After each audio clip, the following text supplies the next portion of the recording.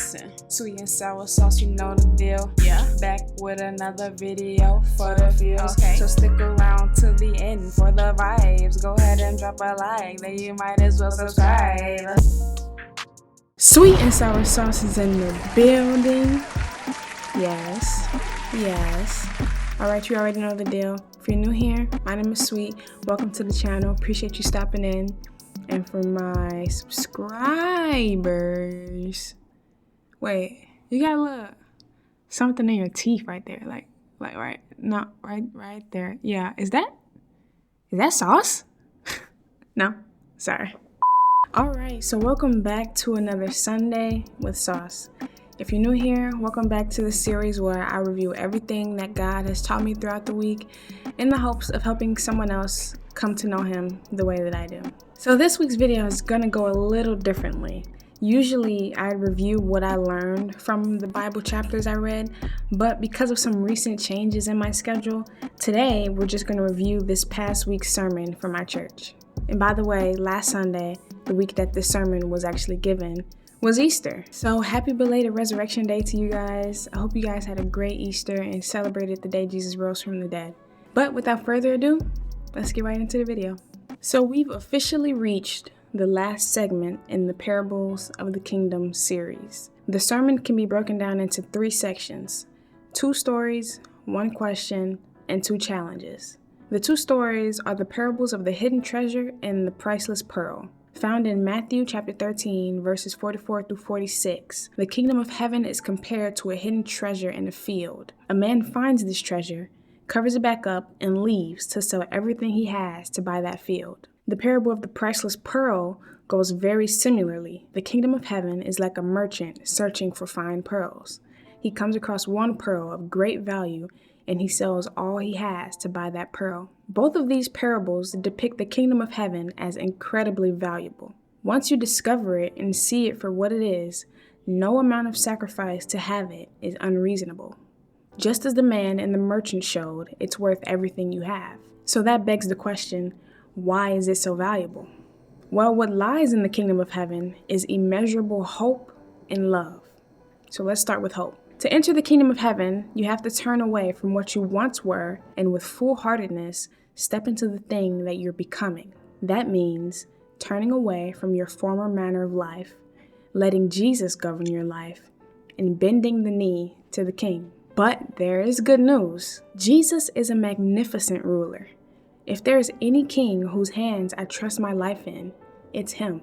He knows more than you, and He loves you more than you love you. And in the Bible, it's said that those who enter the kingdom of heaven are said to be in Christ or with Christ. Ephesians chapter 2, verses 4 through 7, but God, being rich in mercy, because of the great love with which He loved us, even when we were dead in our trespasses, made us alive together with Christ. By grace you have been saved, and raised us up with Him, and seated us with Him in the heavenly places in Christ Jesus, so that in the coming ages He might show the immeasurable riches of His grace and kindness toward us in Christ Jesus. So think of being inside of a car. If I get in the car, there is a union between me and that car. If the car goes off a cliff, I go off a cliff. If the car gets noticed by the police, I get noticed by the police. I'm unified with the car. I am in the car. So those who are in Christ and have bowed their knee to the King, they're in union with Christ. Therefore, whatever has happened to Jesus happens to us. Everything Jesus has, we have. Did we earn it? No. But because Jesus did and we're in Him, we get it. So if Jesus rose from the dead, then so will all who are in Him rise from the dead. That means we, as citizens of the kingdom of heaven, are a people of hope. The value of the treasure is because it gives us hope, a hope that is found nowhere else. Your money will die with you, but the kingdom of heaven will go on forever. Your inheritance in Christ is greater than anything that you'll ever have. Romans chapter 8, verses 18 through 24. For I consider that the sufferings of this present time are not worth comparing with the glory that is to be revealed to us. For the creation waits with eager longing for the revealing of the sons of God. For the creation was subjected to futility, not willingly, but because of him who subjected it, in hope that the creation itself will be set free from its bondage to corruption and obtain the freedom of the glory of the children of God. For we know that the whole creation has been groaning together in the pains of childbirth until now, and not only the creation, but we ourselves who have the first fruits of the Spirit, groan inwardly as we wait eagerly for adoption as sons, the redemption of our bodies. For in this hope we were saved. Because of the sin perpetrated in the garden, this world has succumbed to corruption.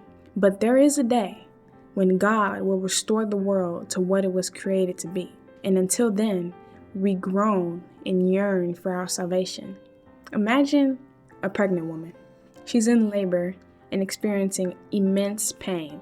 She's telling her husband, I don't know if I can do this. The pain is unbearable. I just want this to be over. And her husband comforts her and reassures her that it'll all be worth it in the end. When that baby comes out, all that pain and agony is forgotten, lost in the beauty of the new life. We citizens of the kingdom know that the pain and heartache we may feel in these present times will be forgotten. Our world is groaning. We're groaning. But because of the resurrection, there's a glorious future to look forward to. There's hope. Second, there's love. You may or may not have heard the story of the prodigal sons, but there is this son who goes to his dad and tells him to give him his inheritance. He doesn't want to live under his roof anymore. So the dad graciously does this and the son leaves.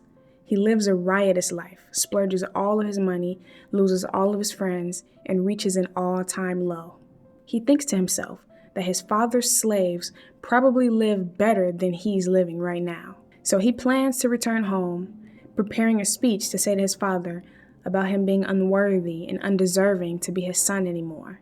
And when the father sees his son coming a long ways off, he runs to him, and the father doesn't even allow the son to spew any of that nonsense about disowning him.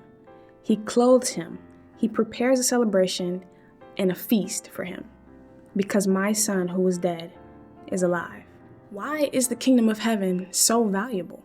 Because you will not find any solution for your shame anywhere else. You will find no one who will receive you like him, and you will find no one who will love you like him.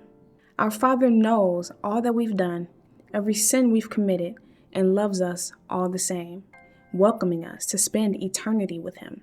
And this treasure of hope and love that lies in the kingdom of heaven is what makes it worth so much. 2 parables, 1 question, and now 2 challenges. The first challenge: can you see how valuable the treasure is? Can you see its uniqueness? Can you see how grace is not something that's common in our world?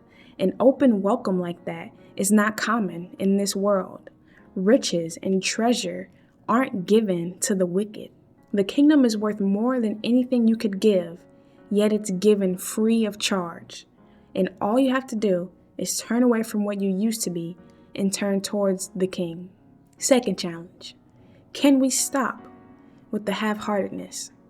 Some Christians are only halfway in, people who say they've bent the knee to Christ, but actually only went halfway down, because they're still holding on to other things, wanting the treasure of the kingdom, but also wanting everything else of this world, like money.